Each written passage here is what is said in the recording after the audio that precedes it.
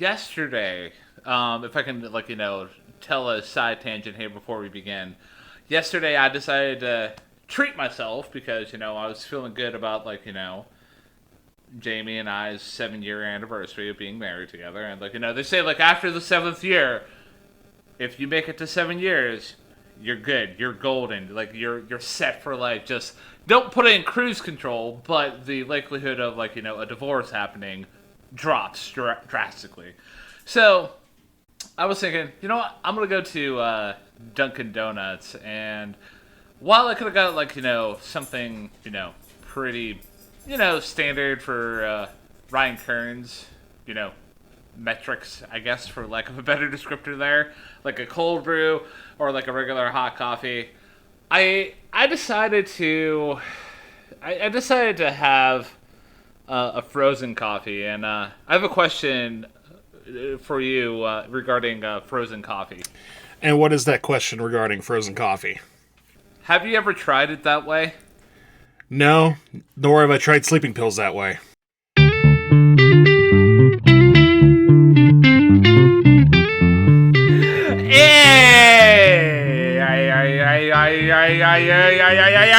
Welcome back, everybody, to the best music podcast on all sides of planet Earth.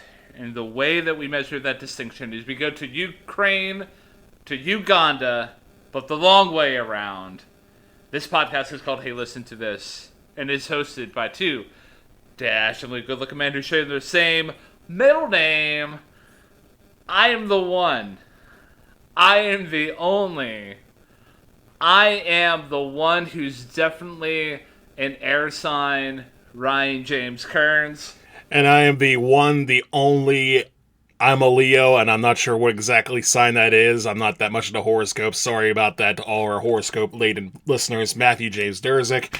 And for those of you who do not know what we do here on Hey, Listen to This, it's right there in the title. It's Hey, Listen to This. And what that means is me and my co-host Ryan, every week we decide to listen to an album of our choice, whether it's an album that's been recently released, an album of historical context, or just an album that we like, or perhaps maybe don't like. We usually don't pick those, but lest be the case.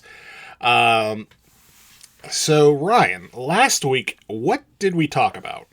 So, last week, we veered very much off course in terms of, I don't know, a typical, review for us. Well, I mean, the week prior we did The Offspring, and last week we covered the debut album by Barbra Streisand called, the Barbra Streisand album.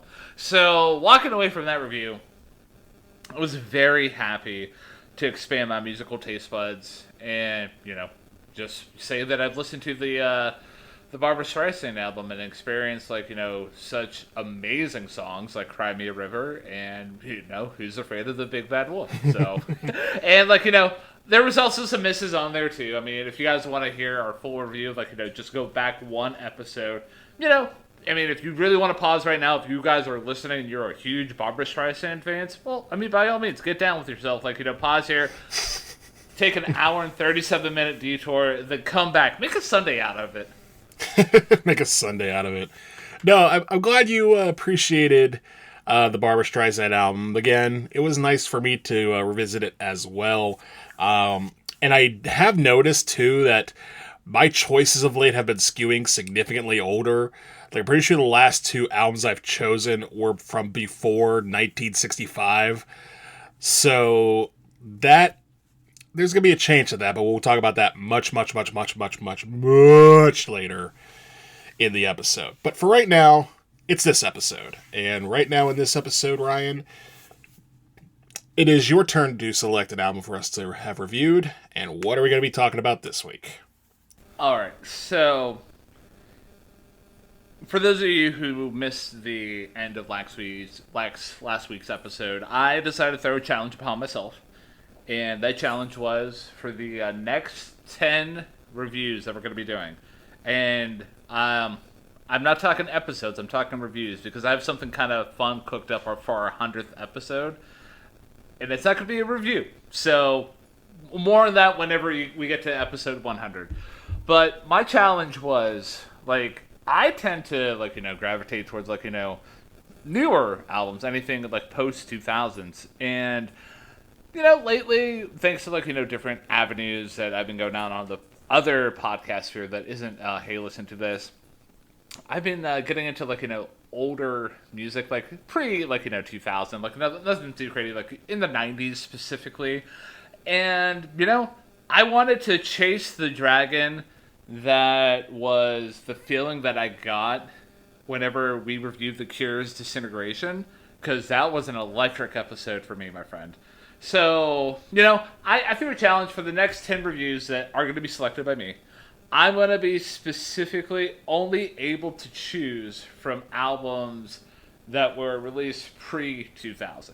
Now, the first selection, we're going to be going down the world of Britpop. And for, like, at the end of last week's review, I, asked you to name, like, bands that came to mind when it came to, like, bands that are most known for Britpop. And you named, like, 3 bands, but you didn't name, like, the 4th band, which is, like, due to my research, I discovered that it's considered to be, like, in the big 4 Britpop. And that band, ladies and gentlemen, is Suede. And for those of you who, are, I don't know, American purists, they also go by the name of the London Suede. When I get done explaining what is a Suede, I'll explain why that name change is only in America, but I digress. So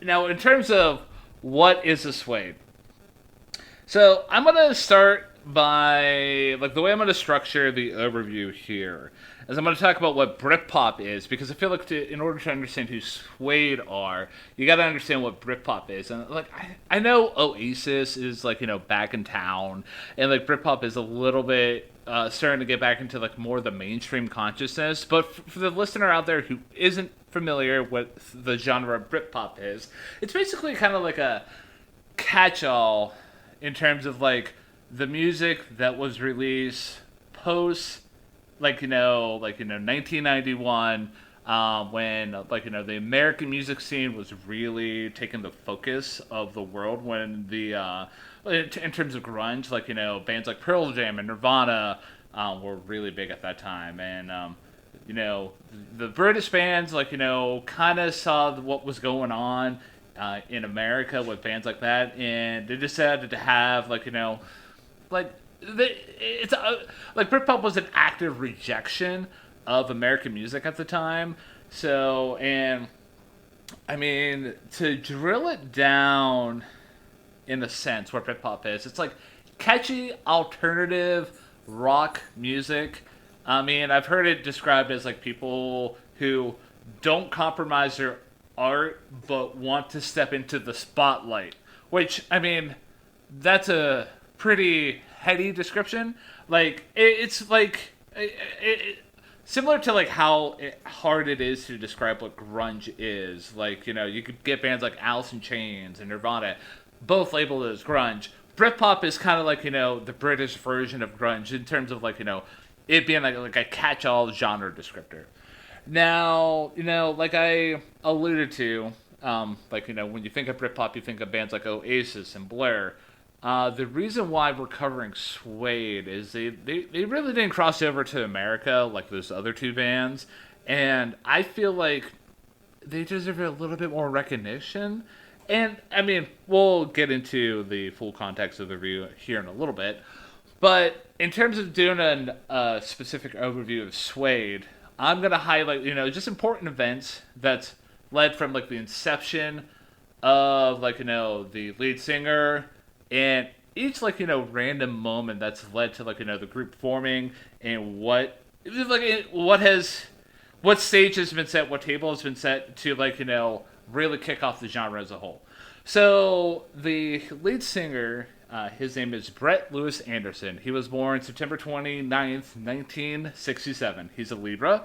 Born in a small town, grew up in a poor family, but like his parents were way into like art and music. And the first introduction that he had into music on his own is when he was 13. He visited an art college, and like he picked up an acoustic guitar and played some Bob Dylan songs. And then after that moment, he bought an electric guitar, and he got put onto like classic rock records from people at the time. So, fast forward a little bit. He goes to college at Hayward's Heath Sixth Form College, and there he meets one Matt Osmond, who, for those of you who know what a Suede is, you would identify like specifically within this record, and for the most part of the band's longevity, that Matt Osmond is the bass player for Suede. The way that they met is that Brett and another person were playing Bob Dylan and Beatles like covers outside of a cafe at college, like street performers, and Matt asked Brett if he wanted to be in a band. And that was like the first step in terms of like the building blocks for Suede. So they play in a couple of offshoot bands. They had a band called Painted Black. They got into the Smiths. And then, after that, time in university, Brett and Matt split ways. So, Brett eventually goes to another university called the Bartlett School of Architecture. And here is the next step into, what has helped form Suede up until this point. Brett meets Justine Frischman. Now, for those of you who don't know who Justine Frischman is, lead singer of the group Elastica, and, some would argue that she was actually the catalyst for Suede and Britpop as a whole. And, the reason for that, I'll get to here in a second. So Brett and Justine, they start to date.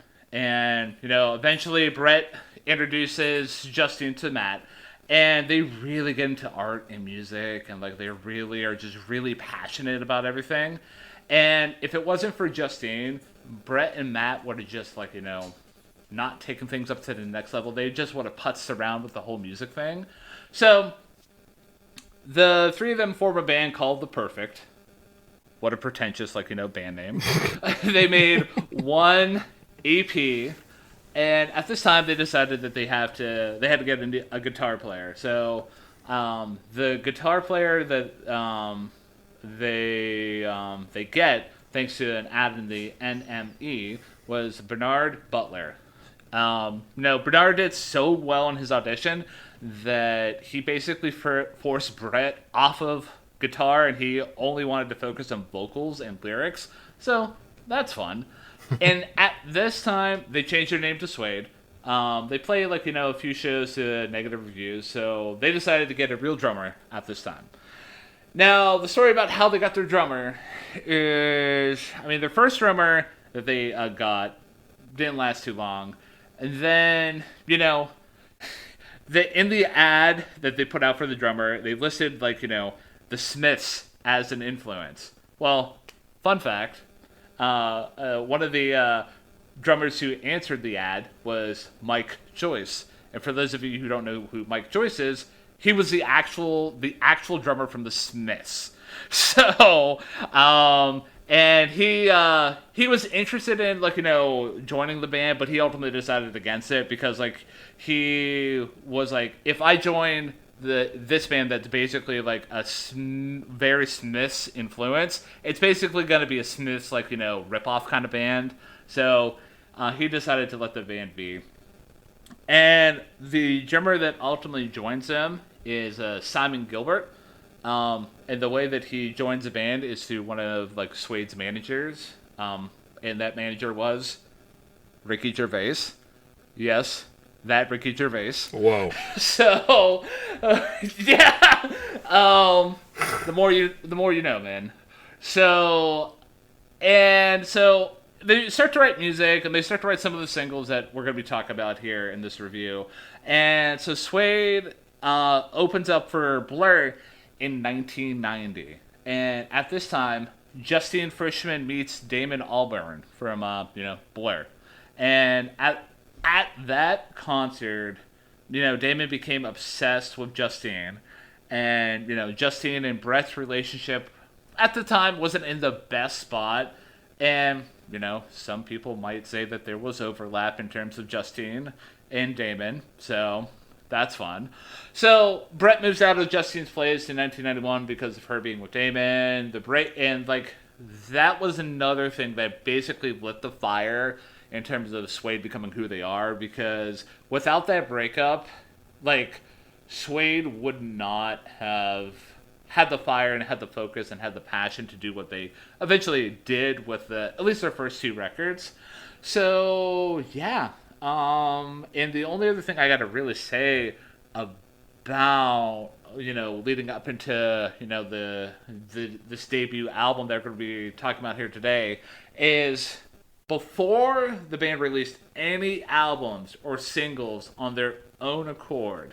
And what I mean own accord, they had some random offshoot single that somebody offered to record to them for free, and when the band was starting to get big, those people who did the recording said, "Oh, hey, we're gonna release a single." So it wasn't on their own accord they released that single. So no official recordings out there. The band themselves, they were on the cover of Melody Maker on April 25th, 1992. And they, on the cover, the headline was Suede, the best new band in Britain. No recorded material yet. So, yeah, a lot of hype was surrounding this band for this debut album. And, just to, wrap up a loose end here, I kind of alluded to the fact, here in America, Suede is called the London Suede, and that's because shortly after, the debut album's release and when they were, starting to write material for their follow-up after this, there was a lounge singer in America that, filed a lawsuit against the band because that lounge singer trademarked the American name Suede. So any other releases that were, marketed to American audiences, the band used the name the London Suede. Brett Anderson wasn't a fan of it, so yeah. The more you know. So yeah, that's a brief tidbit on who Suede is as a whole. Now, before I give my background with the band, Matt, I'm going to turn it over to you. What is your relationship with Suede? Well, much like a few of the last artists we reviewed, not really a whole lot. I did remember seeing Suede, not just the band, but this album particularly come up. Back when I was in my 20s, I went with my dad to the Carnegie Library in Pittsburgh, and just, going through the books, and I noticed that one of the books there was the book called 1001 Albums You Must Hear Before You Die. And so I got that book, and I was like, okay, let's see what's in here. Make for good reading material. And as it got into the 90s, I saw this album, and I saw the album art cover, which for those who haven't seen it, it is a picture of what I believe are two women kissing. It's not necessarily set in stone, but from what I've read, that came from a book of photography that featured, I think it was nude pictures in that book. But they blurred it and they made, cropped it out, obviously, for sellability, and used that as the album cover. And I thought, that is a really, really good album cover. And so just on that alone, I'm thinking, all right, maybe for a rainy day, I'll give this album a listen. And here we are in 2025. It has been raining a lot this summer, and so here we be. And aside from that, everything I know about Suede, I learned from you in the last 20 minutes. Yeah. Oh, man. I kind of went hard in the paint there. So you did, but that's okay. Yeah, the reason why I went hard in the paint is the introduction that I had and my relationship with the band as a whole is thanks to my favorite non-hockey related podcast out there, and that podcast is called Bandsplain, and the current season that they're in is all about Britpop. And, I decided to change up my listening habits with, Bandsplain, in that in order to properly prep myself for an episode, I wanted to like dive into a band's catalog, and like the first episode that I tried this with was Suede. And in terms of like my prep and research here for this episode, I re-listened to the first part of the Suede episode. It was a 2-part episode, and I listened to a 3-hour podcast, and I sifted all that material that I just laid upon the listeners here and you from that. So, so like very like probably like a good portion of the audience out there, like, and even like yourself to a certain extent, like I knew nothing about Suede, and like. And I like I was actually kind of taken back by like what they were able to bring to the table with their debut album and their follow-up Dogman Star. But yeah, that's basically it. I mean, I don't have that much of a relationship with them, and I was happy to like use our platform, however like maybe tiny it is, or like at least to introduce you to the band. I was happy to bring this album up for contention here. I am too, because I had been curious about this album for a while, and I've been kind of half curious about Britpop for a while too. I know the Oasis albums, I still have to get those a full listen. Stuff from Blur, stuff from Pulp. Stuff I'm vaguely familiar with like singles, but nothing really as far as full albums. So I'm glad to give this band a listen here today. By the way, before we get started, last week you made me select based off of 2 options, and I chose Scott Pilgrim. What relationship does this movie have with that, just out of curiosity? Alright, so I'm going to have to go down a rabbit hole. Hold on one second here. So, well, actually, if I'm not mistaken, which I don't believe I am, so the album artwork for this album that we're talking about today was actually taken from a photo book called Lesbians Take Photographs. So, for those of you who haven't seen Scott Pilgrim, there's a joke in there saying, like, I'm in Lesbians with you. So, okay. Yeah. So, now it makes sense. yeah. Alright, so you ready to get at her with the opening track here, So Young? Yes, So Young, the opening track on this 11-track opening album debut by Suede. So Young, with this track here, we get, a track that it very much introduces the band in a very good sense. Like, this is like, the first gear for the band. And, like, I like it quite a bit. Like, there's a couple moments here or there that make the track stand out for one reason or another. One thing, like, 2 things I noticed right out of the gate. The vocals from Brett Anderson are fantastic, and like there was a couple iffy moments here where the falsettos, like, I had to listen to like a couple separate, like, a couple of times, really focus in on them, and like, how do I feel about this? Because like, typically, like, in past experiences with tracks like this where singers use that falsetto, they don't really land effectively, but I didn't mind it. I thought it was a good it was executed pretty well. And also the guitar work by Bernard Butler here is so good. Like, it's quietly underrated, but for those of you who are familiar with this album and what Bernard is able to do as a whole, like, it's properly rated. And the chorus here is great. I love it. It's really, really solid.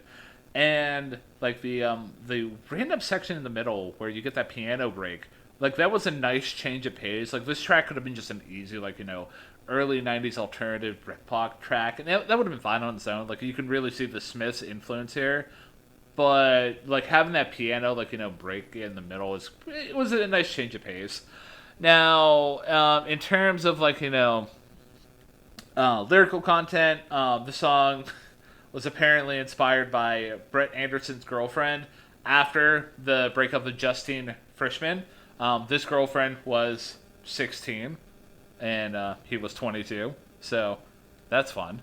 And she indeed, she indeed was like so young, and like for me, like say what you will, like I feel like 16 and 22 really isn't that bad of a like an age difference. Now, if you're like a 55-year-old dating a 23-year-old, you might want to go hide your shame in like the closet.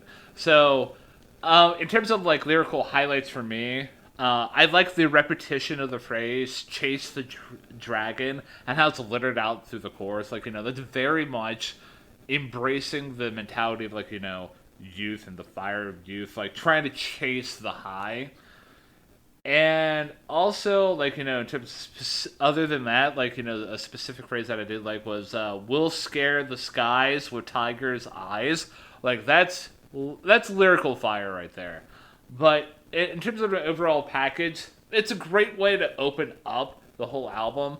But it didn't land in a top three spot for me. And for full disclosure, I only have a top three. I don't have any bottom tracks in this album. So yeah, what did you think about So Young? Well, first of all, for full disclosure on my end, I also have a top three and a bottom zero. And this track did not land in my top three. But I agree with you. It is a very, very good way to open up the album. And one of the biggest reasons I took away is the sound of it. Immediately you hear that very thrashing, almost reminiscent of The Edge by U2, that very fast strummed, very dialed back, but very powerful guitar. And just layered noises on top of layered noises. And almost a jittery beat on top of that as well. Where it keeps time, but it feels very jittery and almost on the verge of some sort of like breakdown. As far as Brett Anderson's vocals, I agree that they are very good on this track, and they do come through clear for the most part. But one thing I noticed right away with this track, and henceforth this album, is that the vocals aren't as forward or isolated as they are on traditional rock tracks. Like, it took me probably on the third try to really like dig into the vocals as far as hearing them clearly or even trying to hear them stand out, because production wise they blend in with the sound of the band, and I believe that is completely 100% on purpose. And I do think for the most part it's a good move, because more so than the lyrical content of So Young, which I agree is very good, I interpreted it as more of a metaphor dealing with drug addiction. You talk about the phrase "chase the dragon." I remember watching an episode of South Park many years down the line. One I believe it was the Guitar Hero episode, where they literally took the idea of chasing the dragon to very literal and very dark points. But more so than the lyrics, the sound of this song establishes the Britpop sound. Where again, it's hard, but it's lush. It's very balanced. It's trying to be orchestral and symphonic while only using rock elements. And that, I think, is the key sound of Britpop that will pop up throughout many other points on this album, pun intended. This is probably my number 4, if we were going to go 1 through 11 on this album. It just came just very close to hitting the top 3. But yeah, So Young, great way to start this album.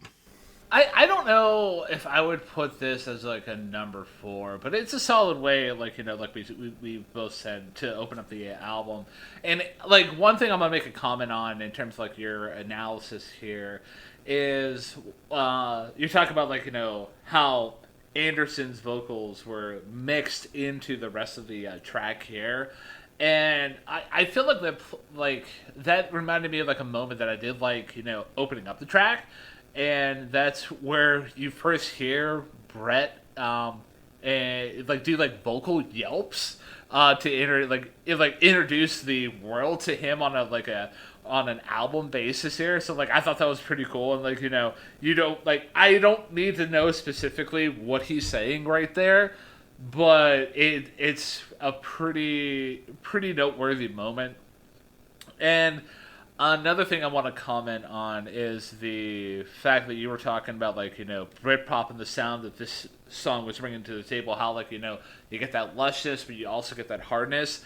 One thing that you'll find, and like we'll discuss like throughout this album, is that what makes Suede so cool is that in the verses they have the ability to be like so dark and like so like talk about like really dark stuff, but in the chorus it's like so lush and so happy. So like it's the best of both worlds, like Hannah Montana would say.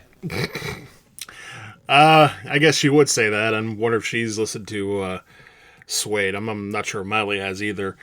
But yeah, I agree with you that lushness does come into play in good ways. I also would argue that it comes into play in ways that are not as good, but we'll get to those as we head throughout the course of this album.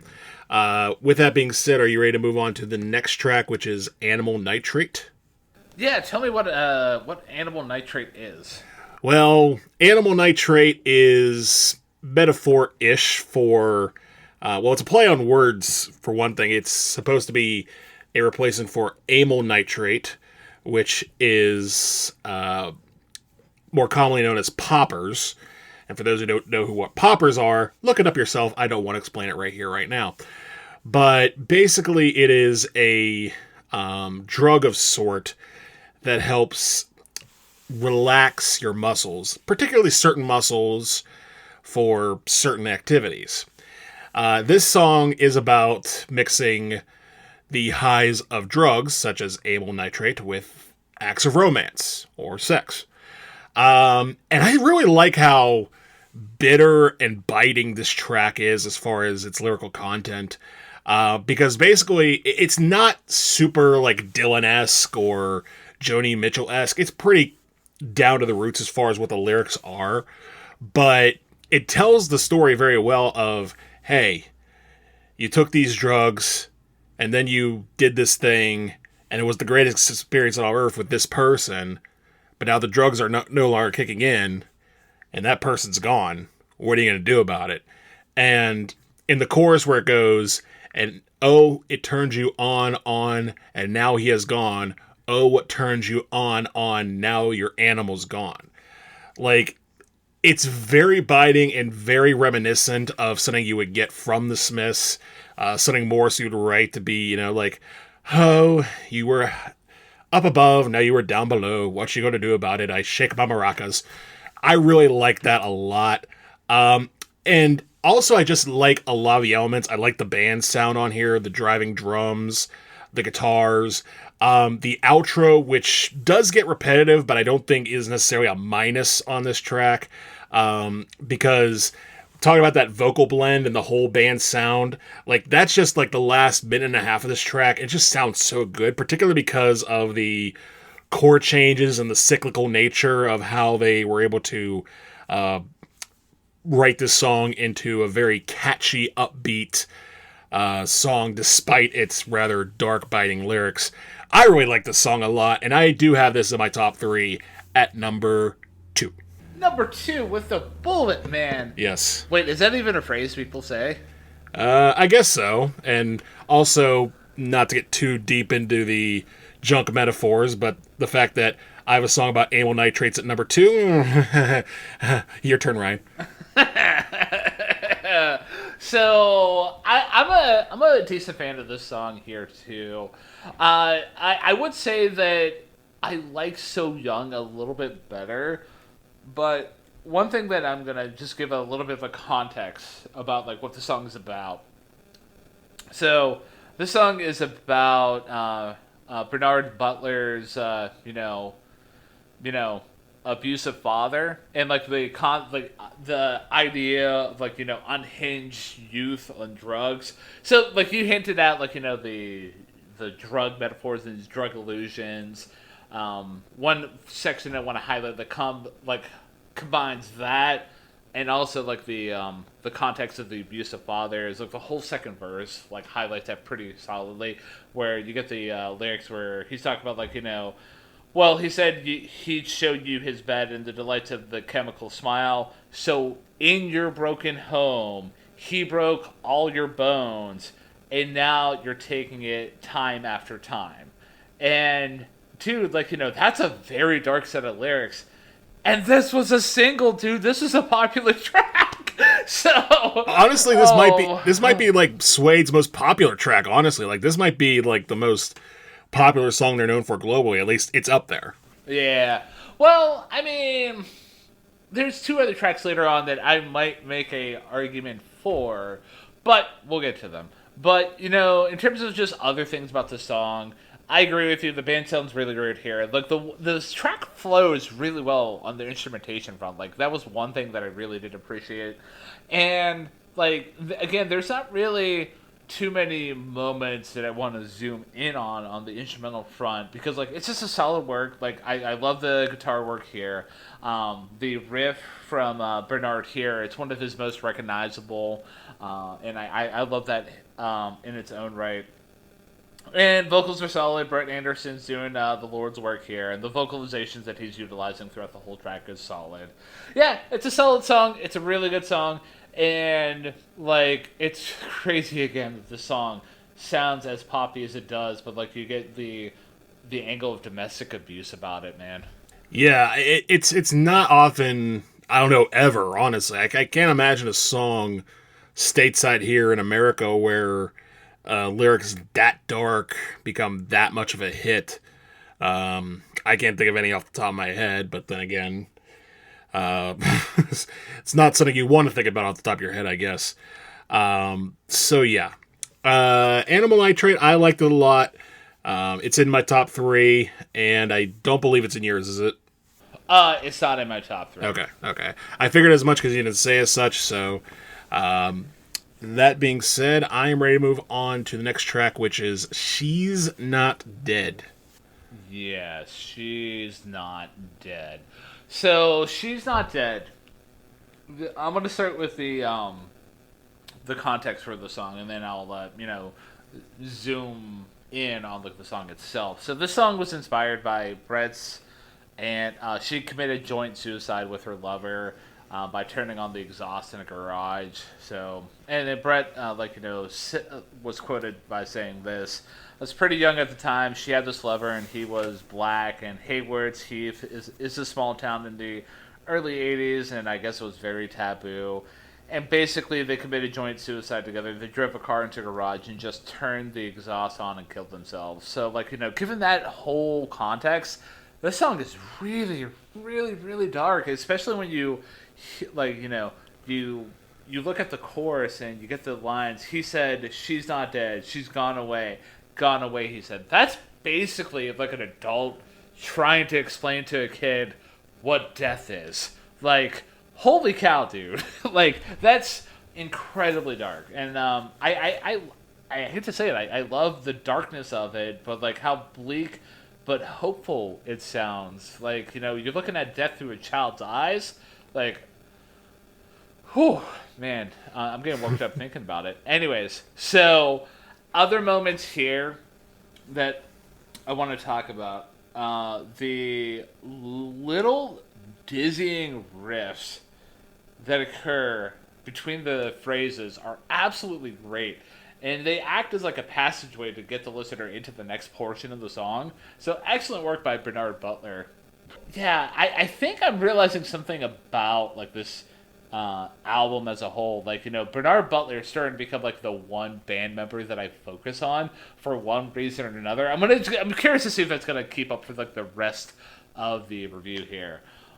Outside of the little dizzying guitar riffs that I mentioned, just the choice in the instrumentation and how everything opens up. Like for the past couple tracks, things have been kind of like pretty condensed and pretty I don't want to say formulaic like in terms of the alternative rock sound, but here things are pretty open, things are pretty spacey, very much Smiths inspired, and I love it. And like just the way that the vocals sound, where they switch from falsetto to normal range. It's executed pretty well. I'm a huge fan of that. And like the opening as a whole, like the way that the guitar and the drums just set the scene, it's so good. So yeah, only other thing I gotta say is we landed with a top three track for me. So She's Not Dead is my second favorite track off the whole album. Well, this is a little awkward. Again, I don't have a bottom track on this album, and this song is good. I will say this song is good, particularly because of, like you said, the lyrics, how dark they are, but how, way they're optimistic, because it just, the way that it comes across with this biting image of, these two in the garage with the exhaust on, and then you get to the chorus of, he said she's not dead. She's gone away, he said. And he said, she's not dead. Just go away, he said. Like, that just, ugh. Like, it hits so hard. And I agree, the band sounds good. You do get the dizzying riffs. And it's nice to know that they do sound good playing a slower song, because, again, this is the first slow song on the album. My one major critique of this song is something I alluded to a little earlier, is the fact that Brett Anderson's vocals tend to get mixed in with the band, and here I think they pushed that a little too far, to the point where you could barely understand what it is that he's saying.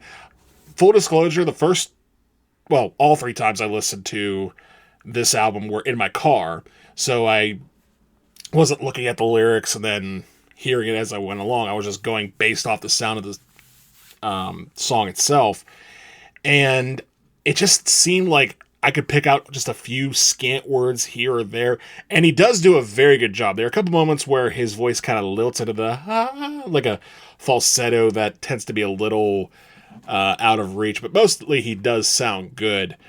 But it just felt, again, like his vocal was more an instrument than it is a lyrical piece, and that's a shame, because, again, the lyrics on here, as dark as they are really, really, really, really good.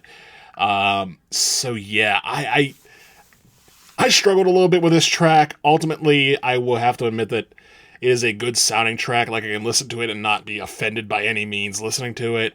But it could have been, in my humble opinion, a little bit better, especially considering the level of the darkness and the pronunciation of the darkness sort of getting lost in the mix.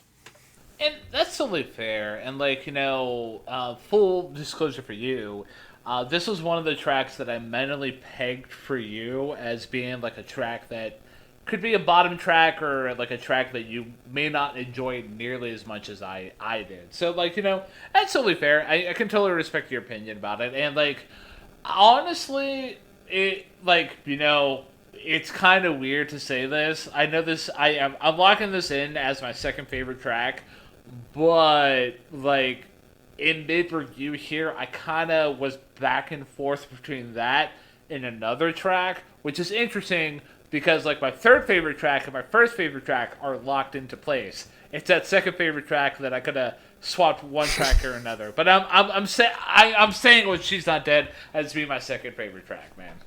I love that. The fact that 1 and 3 are staying.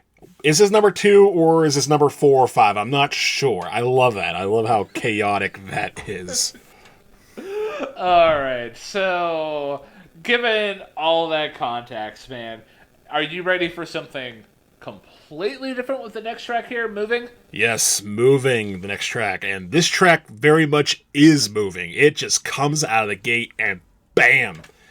Just, the band is cooking throughout the entirety, especially the drums on this track are just absolutely pulsating, and it carries a rhythmic presence that makes it listenable throughout. The guitar sounds great with that slashing opening riff. But see, this is weird. With Moving, I feel similar to She's Not Dead for different reasons. Because on this track, you do have Brett Anderson's vocals once again mixed in with the band. And this time I'm kind of okay with it because you get a lot of phasing throughout the track, a lot of phasing of instruments and guitars, where it does that sort of weird type of noise. I wonder how that's going to sound on mic, but whatever. Uh, the fact of the matter is, there's a lot of phasing, a lot of electronic gadgetry, a lot of production nooks and crannies and techniques that they throw in here. But all in all, it's a very rooted sounding song, a very rooted sounding album track of a song. And it cooks throughout, and the vocals sound good, and the band sounds good. And I can't really hear Brett Anderson's lyrics when he sings them, but I'm kind of okay with that because I looked at the lyrics for this track after the fact, and I was thinking, these are cryptic. These are kind of all over the place. These are a little scattered. I'm not sure what he's going with here. And those who have listened to me talk about this before, if you want to listen to the Bon Iver reviews that we did for Sable and Sable Fable, I am not a fan of lyrics that tend to need a bunch of cliff notes. And it feels like a lot of the lyrics on this track do need that. Like, a lot of the metaphors don't really allude to anything unless you're the person who wrote them and you know what that means. Like, with So Young, Chase the Dragon, you know what that means. Animal Nitrate, what turned you on, now your animal's gone. You know what that's alluding to. There's context clues within the song that help that out. Not so much with this track, but it sounds good enough that I'm giving it a pass as well. Again, if it's, as I've said before, it's one of those songs where if you're not paying attention, it sounds great. And this track falls in that category. So yeah, Moving, good song to listen to. So, fun fact about this track here. Out of all the tracks here, Brett Anderson's been on record saying that this track here specifically is his least favorite. He doesn't like it at all. He thinks it's way overproduced and has no energy at all. So, but I figured I'd stick that in there. So, all right. And yeah. So I think with the overproducedness part, I think it might have just been a more critique on that warp effect that you described there. And for me, I was a fan of the warp effect. I thought it was a nice touch getting us into the chorus. But in terms of what the song is specifically about, this is going to be our first song, and maybe a couple here, at least within this review here, that is going to be centered around Justine Fritchman and the breakup that occurred with Brett and her. Here, the lyrics aren't so biting. I mean, it's basically a song about the cycle of relationships, specifically the intense, almost religious feeling of obsession and pain you experience when you first fall in love. And, that's fine. I mean, the lyrical content is not really the strongest here. I mean, the line that I really liked was found in the second verse, the line where they're talking about, that big black dog in her, and while tough kids sing about tough kids, she just skins the world. I thought that was a cool line. Didn't really dive too much into the meaning about it because, you can make any interpretations that you can with that specific section there. But outside of the lyrical context and the song's context as a whole, it's an overall rocker of a song. I love the guitar work, like you mentioned. That strumming effect that's found throughout the whole track is super solid. Bernard Butler, you are my hero. And just the way that the guitar is complemented so well by Simon Gilbert and the drum work that is executed here by him. He does his own work in showing up here. So shout out to Simon Gilbert.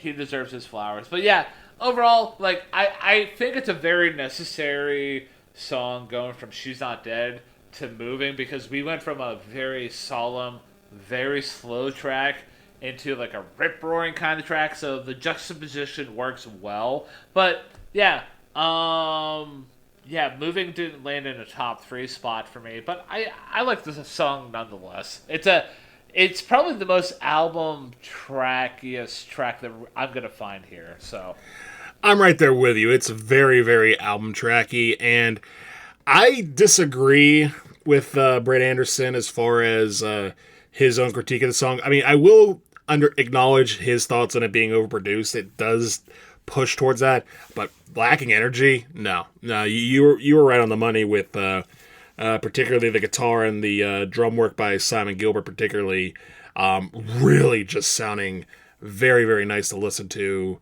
And again, it may not mean a whole lot, but it sounds good. So I think that's my final thoughts on Moving, is that it doesn't mean a whole lot, but it sounds good. So the next track is Pantomime Horse. And for those of you out there who don't know what a pantomime horse is, well, one, you can do a simple Google and figure it out.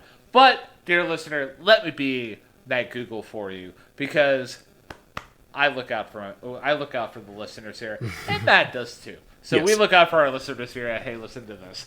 So, Pantomime Horse, for lack of a better descriptor, I'm sure you've seen it out in Halloween parties where it's basically a horse costume where two people are inside of the horse costume. So, two people making one animal. So, that's basically a pantomime horse. And given that context, the meaning of this song, on one level could be about, Brett basically coming out and saying, I was born with this sense of always needing to be a part of something in order to feel complete. Whether it's, being a part of a relationship, part of a community, or just just somewhere in general, just needing that feeling you're never complete on your own. And I love that context. And even more context here, we get more digs at Justine Frischman here. And there's a couple ways that you can take this section that I'm going to highlight. I'm more leaning into the side of heartbreak and their fallout from the relationship here, and that's the section I'm highlighting is in the second verse. You get the lyrics: "I was conned by a circus hand, tragic as the son of a Superman. I would die for the stars. She said, this is what I get for my beautiful head." And beautiful head, pantomime horse. Justine is the other part of this relationship, and she's a more beautiful one, the one who grew up in a more wealthy, established family, so she was the head of everything. So yeah, I liked that moment. It was really solid. Outside of that, on the instrumental front, it's a very solid ballad. It has such a big power ballad feel. Just the way that the chorus goes off with Brett singing "Have You Ever Tried It That Way," and the way that the band's able to really dig deep in terms of hitting power chords and the band coming together as a complete package. It's just so fucking good. I can't get enough of this song. And outside of that, the instrumental break that occurs within the song is really good as well. And I would say that this is probably the most solid Brett has sounded so far in the record, and I would even say throughout the rest of the album as well. As if I'm really skimming through the rest of the tracks in my mind accordingly, yeah, this is his best performance. And the way the whole track opens up, with the lush opening with the guitars doing their arpeggios and the bass by Matt Osmond doing such a great line.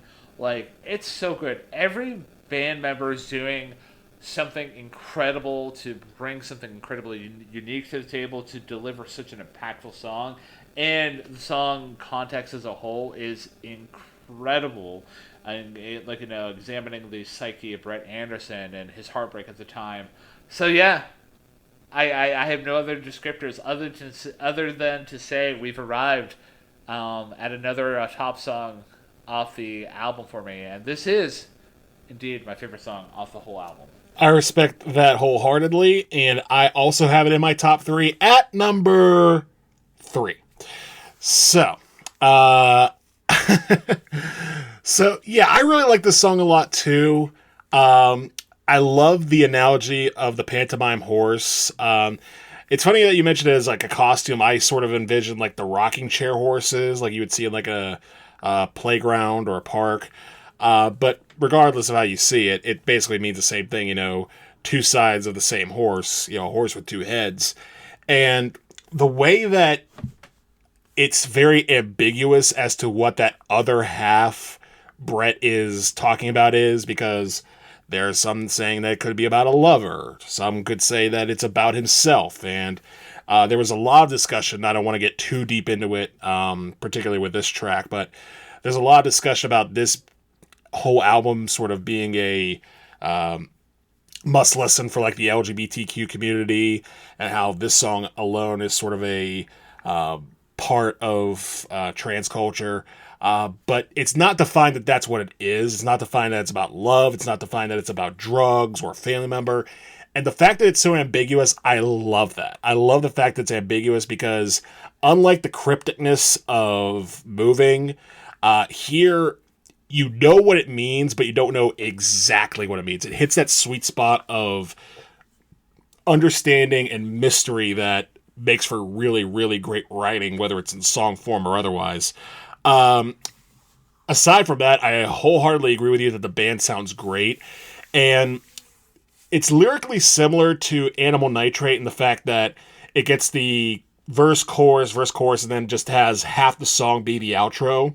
And during that outro, it doesn't drag. Like, this is a very long song on the album. It's like close to 6 minutes, but it doesn't drag. It very much just keeps building momentum. It almost reminds me of the closer to side A on Abbey Road, which is I Want You, She's So Heavy, where you just get that sort of like whirring air noise, that air synth that's going on behind the band. I kind of had that same feeling listening to the back half of this track, and then just sort of, crescendos and tumbles down into the outro. I really like that a lot. So yeah, I'm right there with you. This is a great, great track. I have it at number 3. It's a worthy, strong listen from Suede.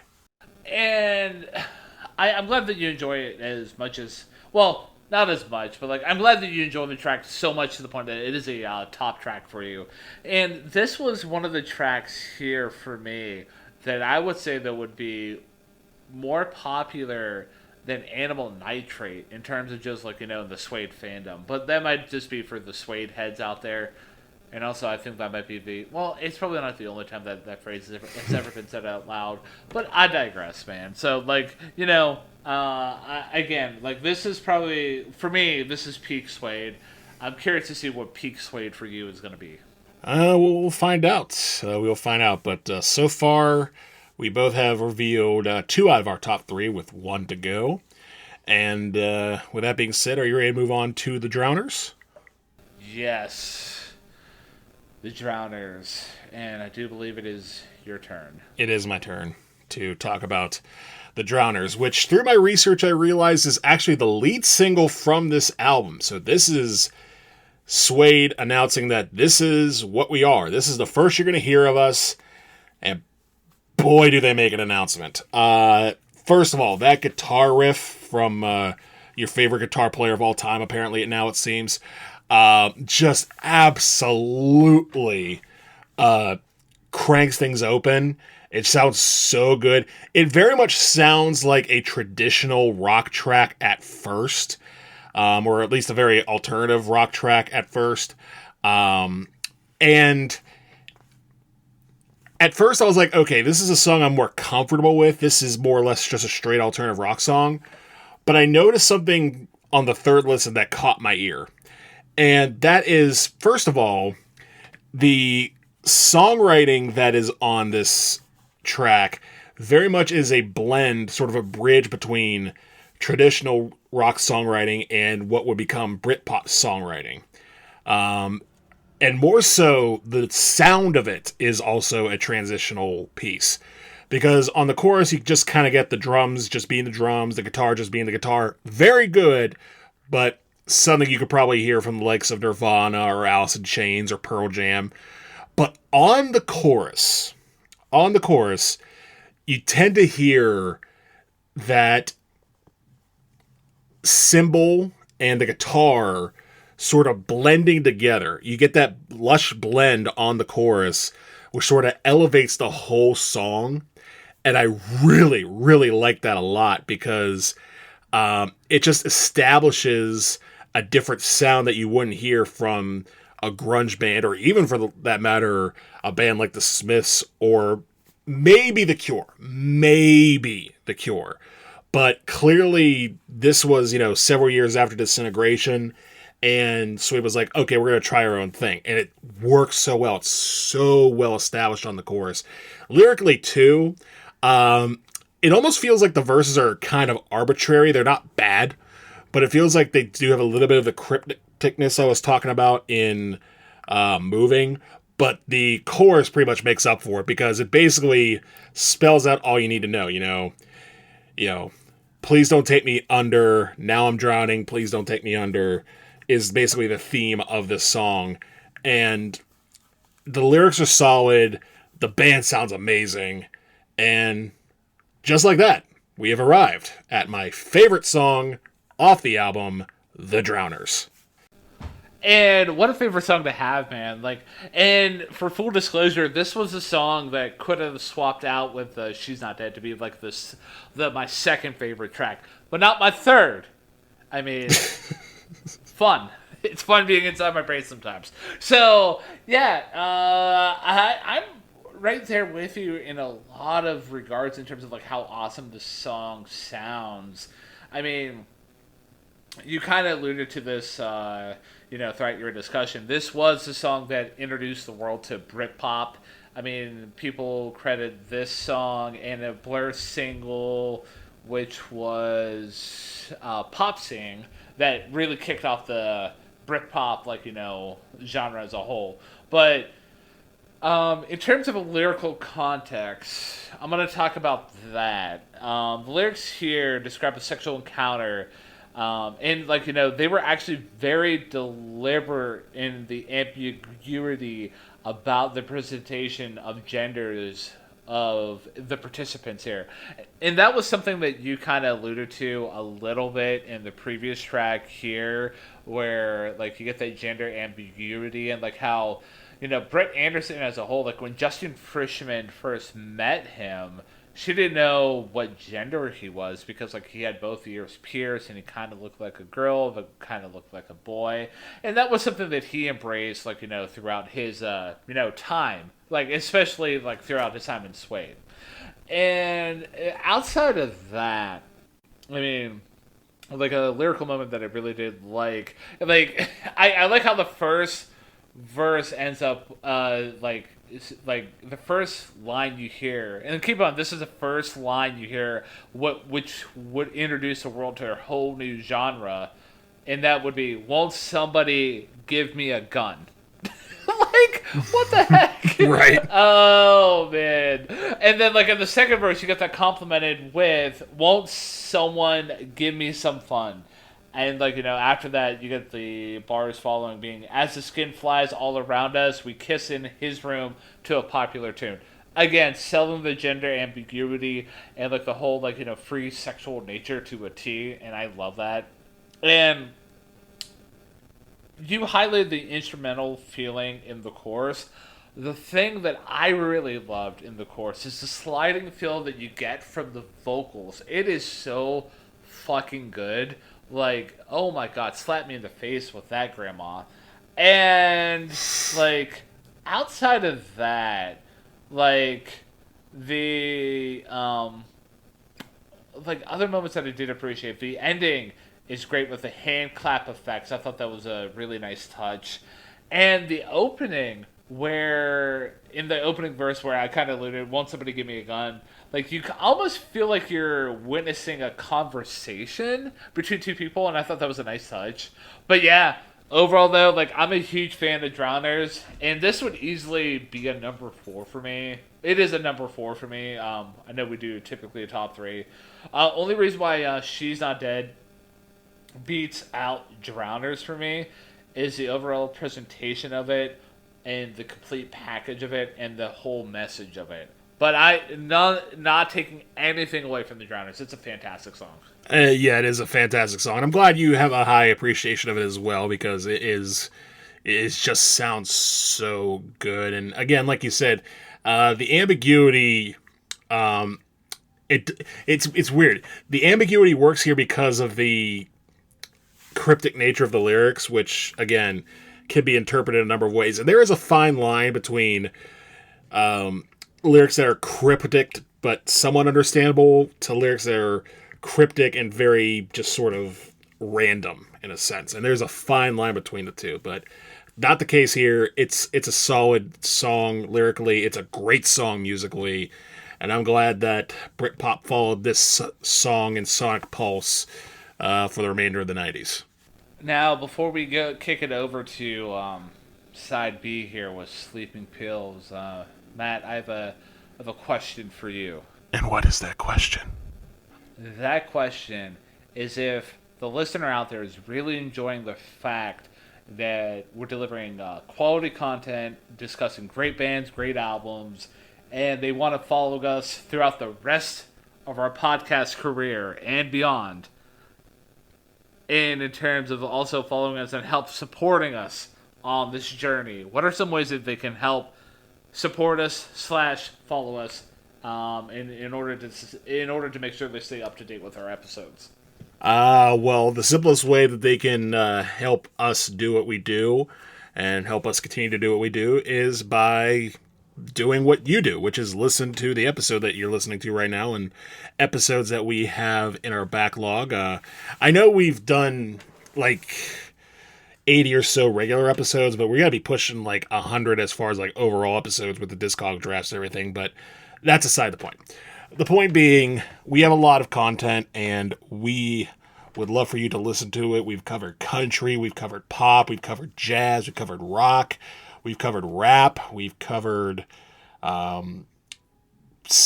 Broadway tunes last week. Like, we've covered a lot of stuff here on Hey Listen to This, so there is something for just about everybody. We are on pretty much any podcast platform of choice, whether it be Apple Music, Pocket Cast, Spotify, just to name a few. We're also on YouTube, where we upload our videos in video form every week. So if you want to add that to your YouTube music playlist or just your regular YouTube playlist, by all means, go there. Subscribe to our channel. Give us a like, comment on the videos if you hear something that you like or perhaps don't like. And also, we are on social media as well. We have Threads, we have Facebook, we have Instagram, we have Blue Sky. In that order, who's to say? But we are on all those different sites. And if you want to follow us there, the username is ttheylisten. And speaking of that username, if you want to reach out to us directly and you do not know us personally, we have an email address you can reach us out to at ttheylisten@gmail.com. Again, that is ttheylisten@gmail.com. And if you like what you hear, tell a friend on social media or text a friend or call your congressman to help make this a better place to live, and also to give our episode a listen, because we're just two guys who love talking about music, and anyone who may want to listen along with us, we appreciate the listenership. And to those who have done so far, thank you to you for all that you have done in helping us do what we do here at Hey Listen to This, because we're not part of any network, we're not sponsored by anything, we don't do 20-minute interludes for Raid Shadow Legends or Hellman's Mayonnaise, whatever the case may be. We don't do any of that. We're just two dudes with microphones. I'm not sure why I picked those. I mean, I know I picked Raid. I'm not sure why I picked Mayonnaise on that one. I'll just leave it at that. But again, thank you to our listeners for supporting us throughout all that we've done so far. I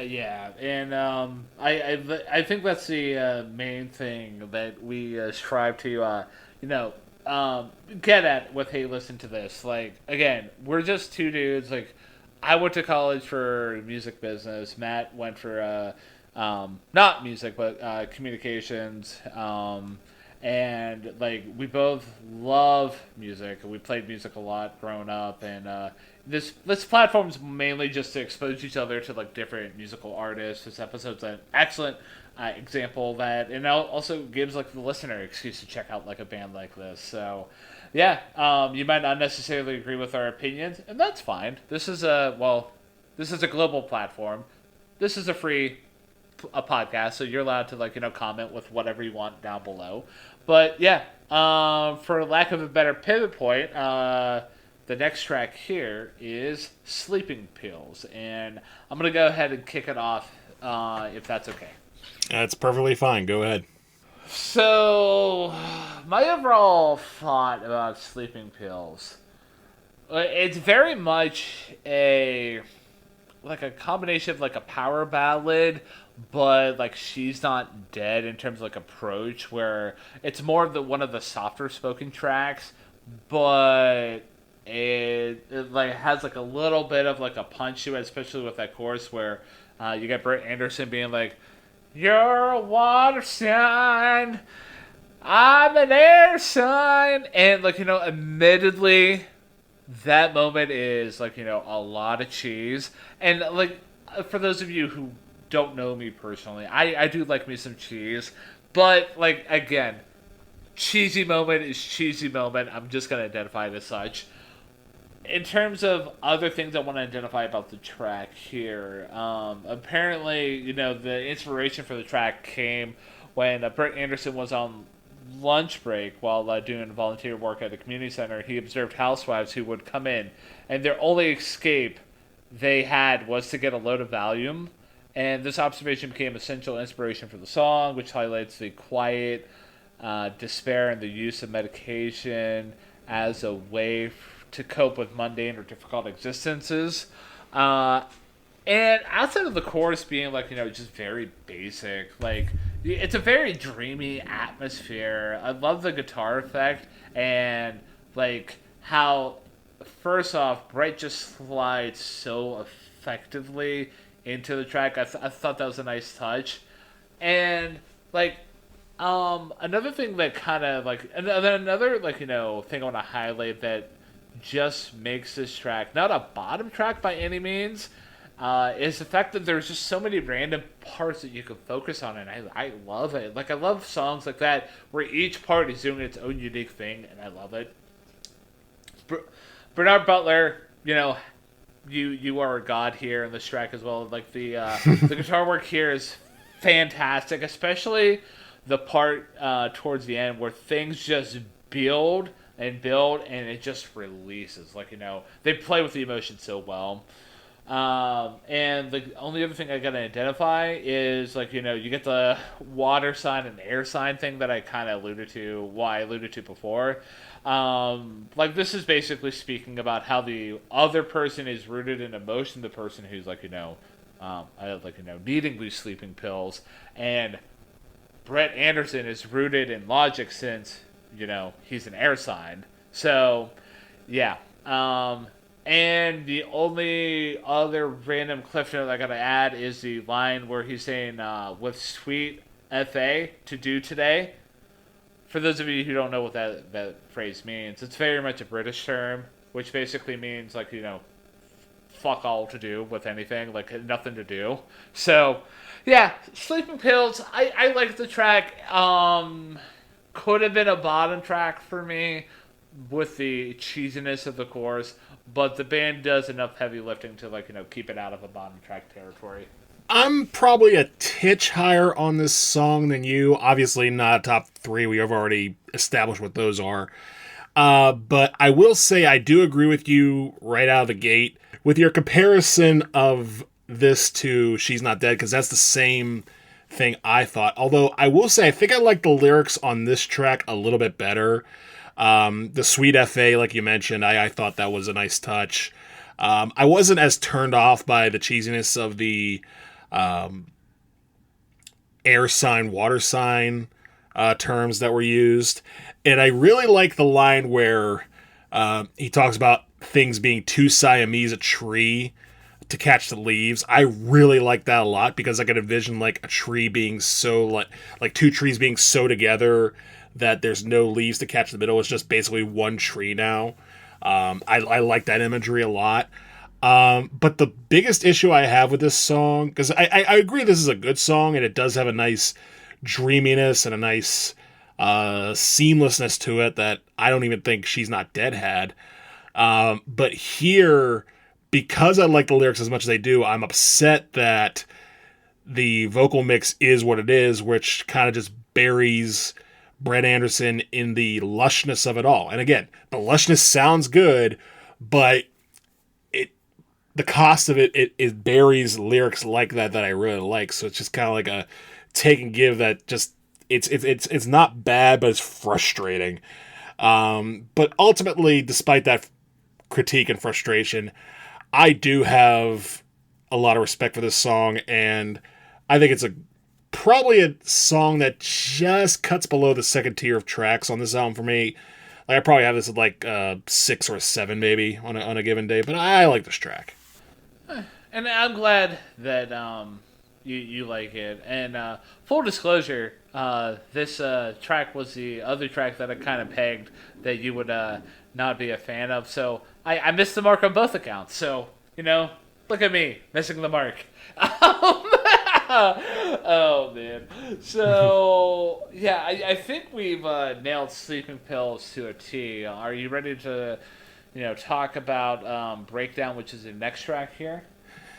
Yes, Breakdown, and once again we are heading into very bleak territory. Like we are heading into some pretty dark stuff because this song is about a friend of the band's, particularly Brett Anderson, who was suffering from depression and unfortunately would later go on years after this album was released to take his own life.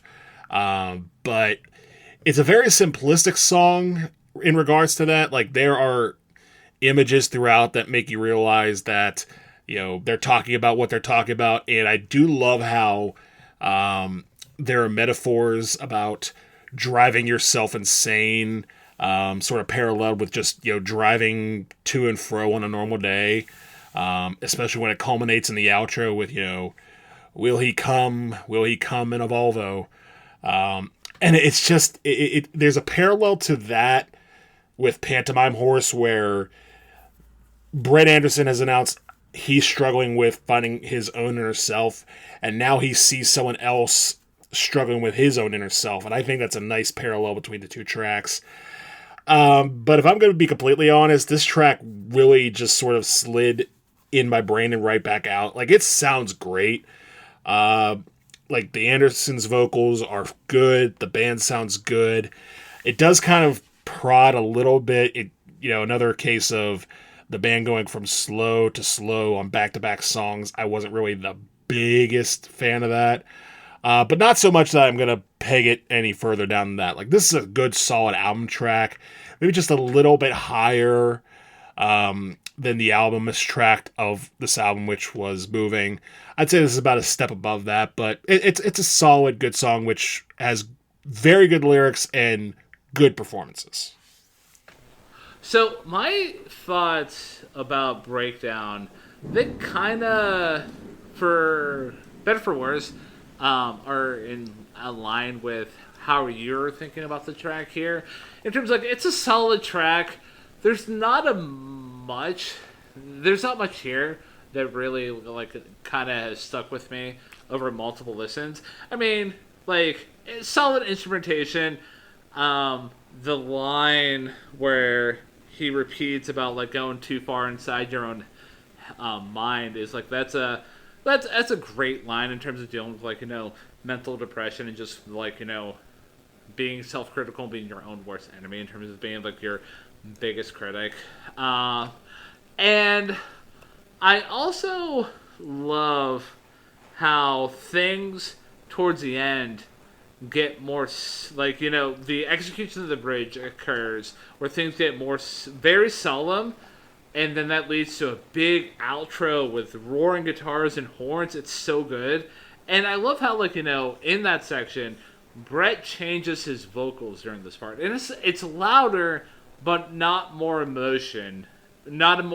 emotional, just a different kind of flavor.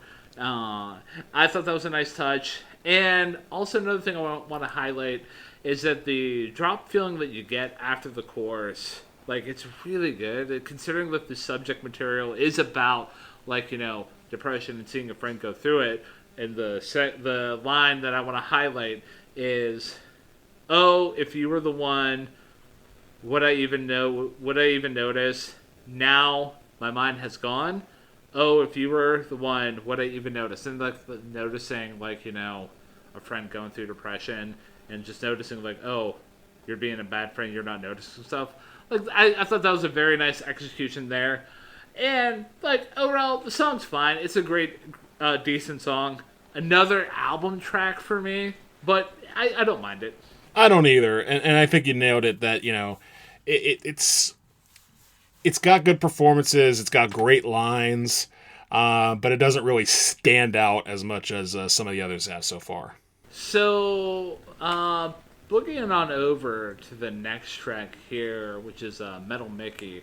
And in terms of, inspiration and, like, meaning behind the song, um, Metal Mickey was inspired by Kate Jane Garside. She was the vocalist for the band Daisy Chainsaw. And, like, Kate was known for her provocative and unconventional stage presence. As an overall package, the song rocks pretty well. Like, solid work throughout the whole song by the Matt Osmond and Bernard Butler here accordingly. And like the guitar hits that you get in between phrases are so good, and the melody that occurs at the end of the chorus is pretty infectious. Super fan of that. The guitar solo is super solid. And we found a Ryan Kern musical kink with Metal Mickey here. And then you got a random pause after that guitar solo. And yeah, just the overall package of it, it's pretty solid. I would put it up there in terms of, like, appreciation with, like, probably like So Young and Animal Nitrate, where, like, it goes in the good to great song bucket, but not enough to really take it over the top and, like, become a favorite track for me. Yeah, I'm kind of right there with you. It is a very good rocking song. I can understand why this was released as a single back when the album was released, because it does have an infectiousness to it. It didn't super stand out to me, but I will give credit where credit is due. I did like the lyrics quite a bit on this song as well. The whole thing reminded me of the song She's a Beauty by the Tubes, a hit from the 80s where the guys are talking about how this woman, this, lady from the pictures or lady on stage, she can present this, feeling of romance, but, don't get too close because you'll find out that she doesn't actually love you. And it feels like this song is written from the perspective of the guy that the Tubes are trying to convince isn't, shouldn't go for the lover. Because, like, you get lines like, oh, she sells heart, sort of in a way of, presenting this person as, someone who sells their provocativeness more so than their body. And granted, a little bit of me saying this is because I've watched the music video a couple times and I'm just thinking, oh, okay. So that's kind of what the vibe they were going for. There are moments in the lyrics, though, that do get a little convoluted and they do enter cryptic territory. But overall, this is, to me, a solid album track. Probably a little higher than an album track, but a little lower than the likes of the second tier songs that I've talked about so far. And that's fair. And I feel like we can put this up there in terms of, like, more in, like, the songs that Suede was going for in terms of like trying to explore the provocative side of, like, British life at the time. But yeah, are you ready to kick it over to the penultimate track on the record, which is the second song that has the word animal in it, and the penultimate track is Animal Lover. I couldn't really come up with a pivot point there, but yeah, the penultimate track is Animal Lover. Matt, the floor is yours. Thank you. First of all, glad to know that this penultimate track is actually listenable and not racist. Spoiler alerts for those who haven't heard our previous episode. But this track still is pretty brutal, though, because much like Animal Nitrate, you get a lot of slashy guitars and a pretty solid 4/4 beat. And the band does sound really good on this track, particularly, again, the chord changes toward the end of the song. But what really set this song apart for me was the lyric nature of this, because I did some research on this. This is about Brett's breakup going way sideways and him not taking it particularly well. And the lyrics that really got to me, like this is a cheating song that just says its piece and takes care of business. And you get the chorus of, and around my neck and around her neck hangs everything you are. I know you've been inside, but what were you in for? Dude, like that is just a brutal level of, metaphor. It comes as close to saying it without saying it, and I absolutely love that. And yeah, it doesn't take a linguist or a author to figure out what this is about. But yeah, like I like the song quite a bit. This was a song it's this and a couple others that I have in like that second tier of not quite top 3, but damn close. And this came damn close to being in my top 3. So I'm glad that you caught the lyrical context and the meaning behind the song. I'm glad that you went into a dive about that. It's a very, very biting song. It's almost like Suede's Idiot Wind, if I could bring that trope back for another episode here.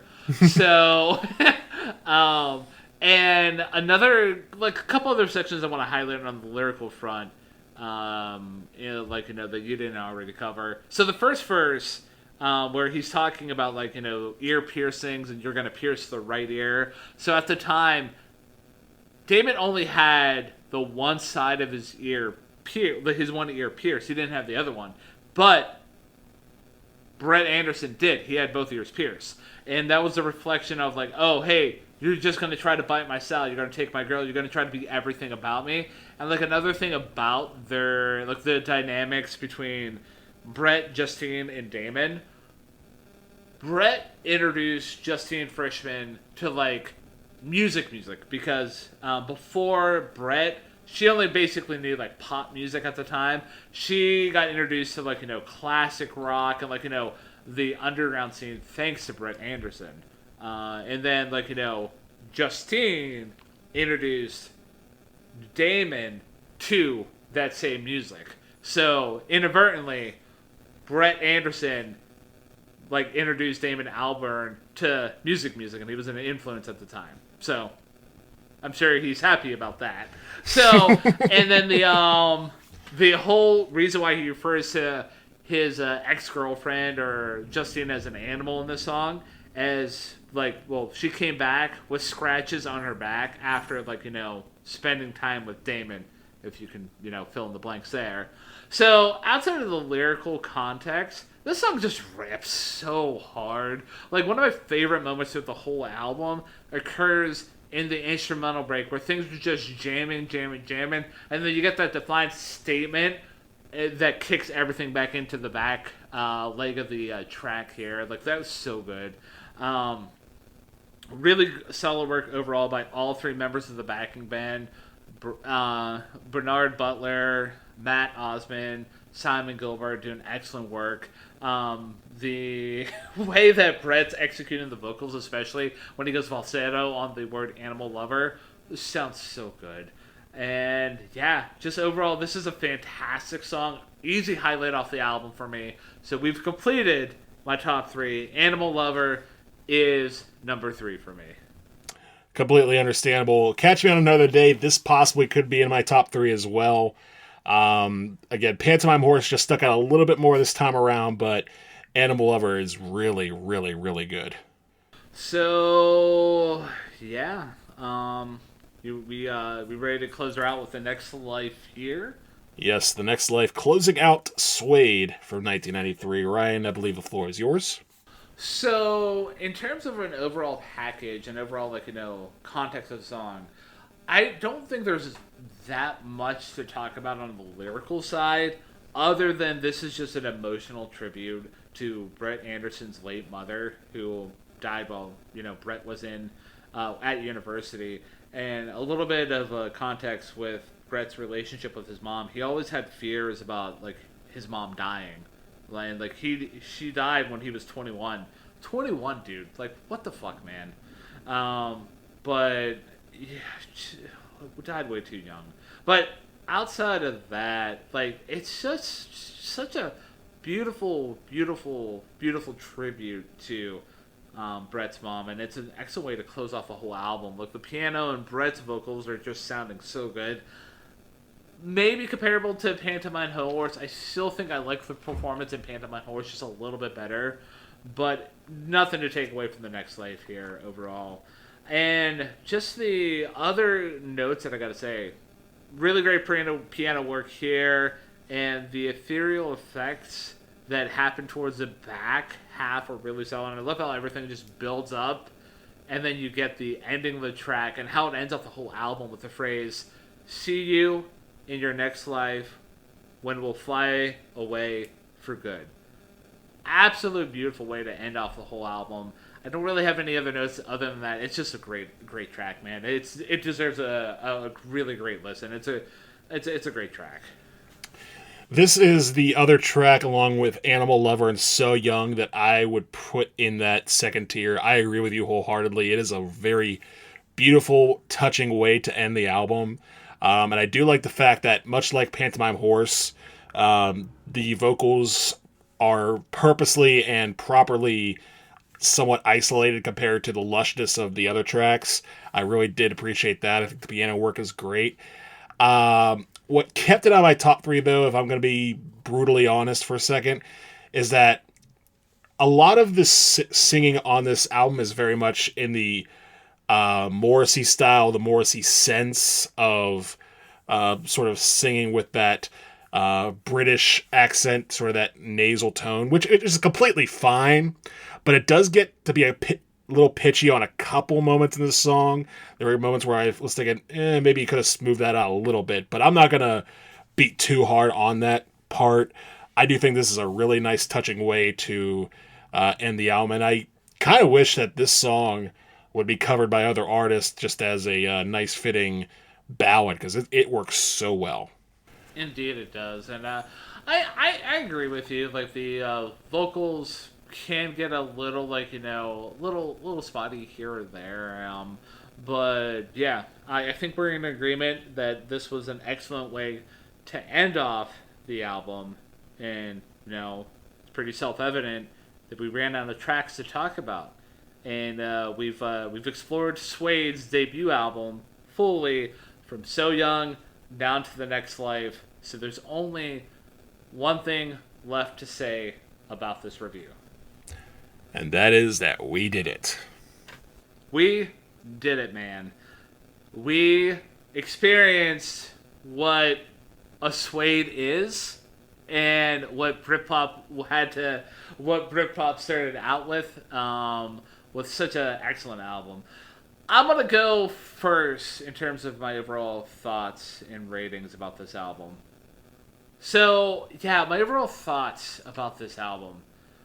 It is a fantastic album, head to toe. Excellent way to kick off the genre of Britpop. You get many different shades of the band here, from the standard So Young and Animal Nitrate, standard alternative rock tracks, to very power ballad stuff of Pantomime Horse, and then also you get tracks like Breakdown. There's countless amount of tracks here, and even the track The Drowners kind of blends that power ballad, but also that alternative rock sound to the T. I feel like this band really knocked it out of the park with this debut album.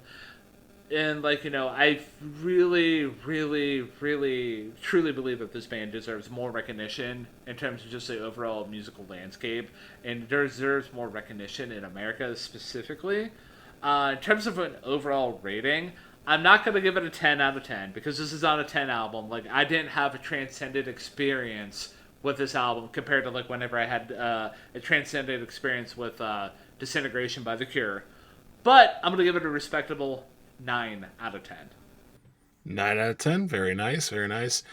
So, This is probably the most difficult album I've had to review in a little bit, maybe at least since Ocean, or Blonde by Frank Ocean, I should say, because it at first I thought this is very overproduced, and there were moments where the singing just sort of like blended in, and just listening to the music I thought, okay, this sounds good, there's not a bad track here, but it feels like the whatever statement that the band is making seems to be, buried. You think about albums like Blood on the Tracks or Blue.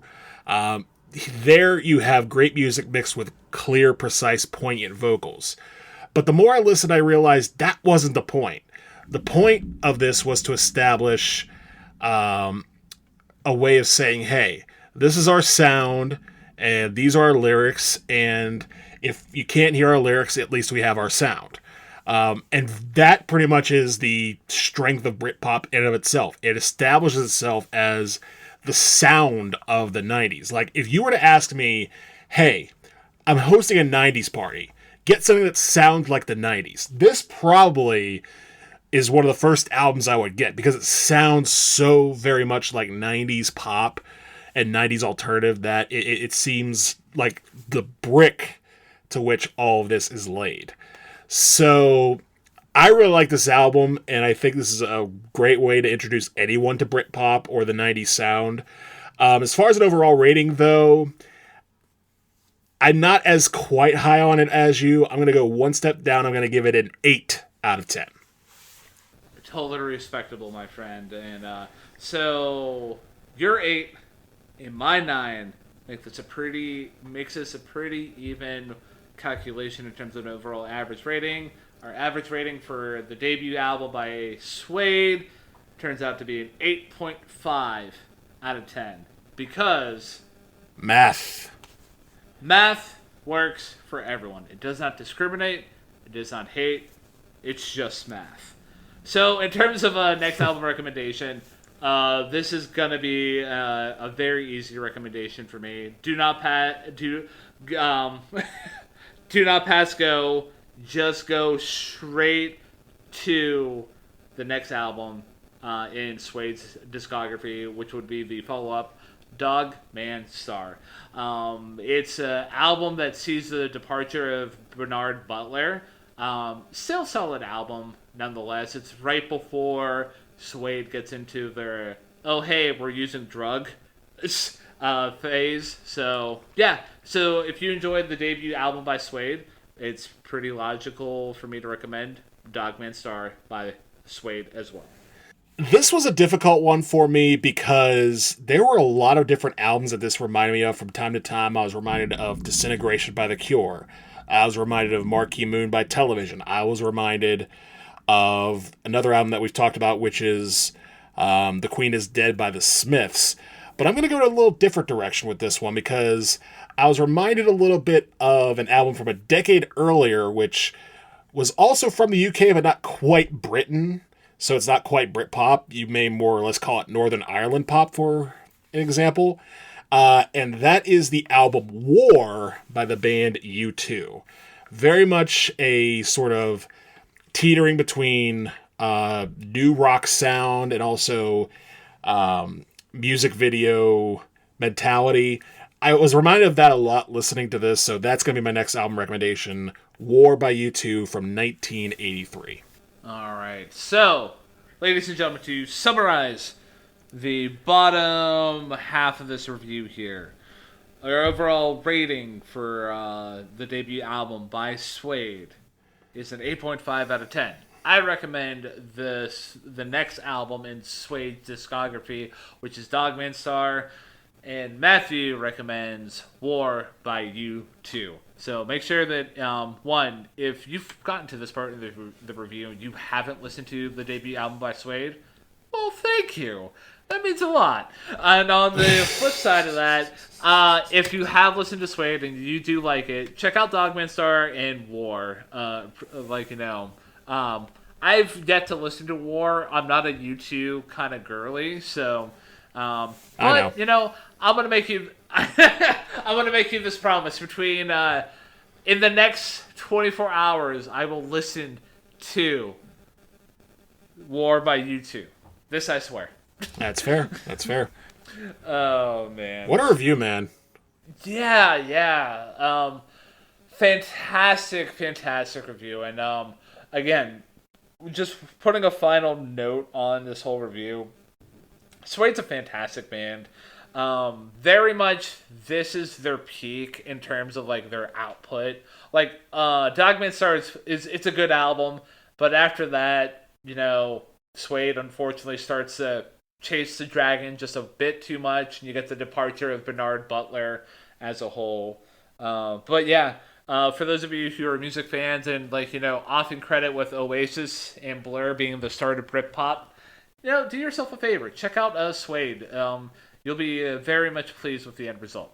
Yes, I agree. So, we've got one final piece of business to take care of before we put this episode in the closet for archives. Yes, we do. And Matthew, it is now your turn to pick our next review. The tables have turned in your direction. What direction are you going to be taking the tables to with our next review? So, as I mentioned at the top, the last few albums I have selected have skewered much, much older. Like we talked about Barbra Streisand from the 60s, Little Richard from the 50s, even Wham from the 80s. And I had to think, have I reviewed any new albums this year? And realistically, I can only think of 3 albums I've talked about this year where the year it was released started with the number 2. And that is Stankonia by Outkast, the Marshall Mathers LP from Eminem, and The Rise and Fall of a Midwest Princess by Chappell Roan. And of those 3, 2 of them were released at the very start of the 2000s in the year 2000. So I think it's time to switch things up a little bit, and I think it's also time to challenge both of us, because the album that we're going to select, whichever one you select, is not an album I have listened to. And I highly doubt it's an album that you have listened to as well. So, trying to get into the swing of new music as best I can. So, I will warn you before we go. You have 3 options for our next selection. 3. And all 3 of these options are A, albums that have been released in either 2024 or 2025. B, country albums. And C, albums I have not listened to in full. So the way I'm going to have you choose, Ryan, is I'm going to make you choose based off of the year that the singer was born. So your 3 options. I see you mentally preparing yourself for what I'm about to say. So your 3 options for the year the singer was born: 1997, 1984, or 1940. All right. So there's one album that I'm scared that could be an option here. So I hope I don't pick this album, but if we end up doing it, well, we'll see. But anyways, I'm gonna go with the 1984 year. All right. So, before I reveal to you what the album is, what did you think it was going to be? Well, the one album that I'm scared that could have been an option was the Morgan Wallen album. Well, I have good news and bad news. The good news is that we are not talking about Morgan Wallen, because to hell with reviewing a 2-hour album. I don't have the time for that. But the slightly bad news is that we're going to be talking about a artist that is sort of in that same camp. So we are going to be talking about the 2024 album from the artist who was born in 1984. The album is titled Beautifully Broken, and the artist is Jelly Roll. Well, on the bright side here, I've never listened to a Jelly Roll before, so there's that. Oh, man. So yeah, man, I'm absolutely ready though. Like I've actually had a genuine curiosity for what he brings to the table. So I'm glad we're going to be reviewing Jelly Roll for our next review. I am too. And hopefully this album is, well for both of us, and we have a lot to talk about. And if nothing else, we can avoid having a complete mental breakdown.